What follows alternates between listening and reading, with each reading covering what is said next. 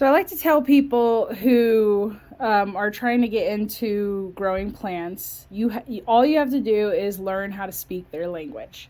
Now, in this picture right here, I'm going to show you this right here is basil. This is happy basil. It's a little yellow. It could use some food, but it's also sharing a cup with some cilantro.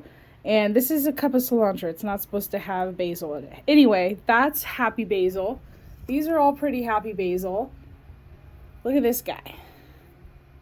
This guy is telling me, he's screaming at me, I am so thirsty. So if I take this out, you can clearly see that this guy is really, really just needing something. And if it looks all wilty like this guy needs some water. So let's water him. And with the basil, you can just flood that baby. His water is really, really dry, so you want to kind of slowly put some water in to make sure that all the soil is saturated. And then you can just start overflowing it and it'll be happy. And I actually bottom water for the most part, which means that I fill up the bottom of the container and that all the other plants are sitting in. And what that does is it waters everything. But sometimes, because the soil is too dry, it doesn't want to pick up the water. Oh gosh, I wish you guys could smell this. It smells so good.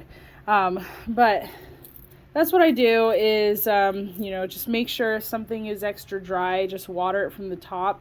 And then you can water it from the bottom and it will pick up more water.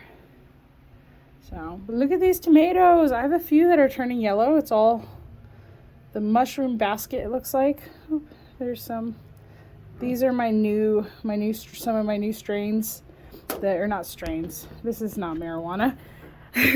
These are some new varieties of tomatoes, like the green zebra, the mushroom basket I haven't grown this year, the golden king of Siberia, orange peach.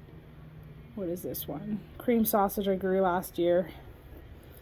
So not a lot of new ones. But yeah, I just wanted to share that with you. That's what I mean. The cilantro is most definitely telling me something, but I'm not really invested in my cilantro, so I don't mind. But everything else looks super happy. So usually every year I actually will start my peppers super early. And I did this year. I actually didn't start it as early as last year because they got really tall. But as you can see, they're actually ready to go out now, but I'm not ready for them to go out because it's too cold. So when you have peppers or anything that actually puts out vegetables indoors, you really want to pick off the little blossoms because this is going to steal energy and strength for it to actually grow properly. And another thing is, like, if you want to slow down the growth of peppers or anything indoors, you can. And if you have time, I don't have a super long growing season, so I will probably pick out maybe 1 or 2 or maybe 3 peppers just to experiment. But you can see that this pepper right here is already really prolific. I don't think I cut that. Did I cut that? That must have accidentally get topped. So what I'm trying to say is you can top your peppers to slow down the growth and to promote more growth. And what you do is you find the top of your pepper. Can you stop smelling my butt, dog? Thank you. You find the very top and you just pinch that off. And you can see in the little armpits of the leaves, maybe you can see, I'm not sure. My phone doesn't want to focus. There we go. There's little nubs.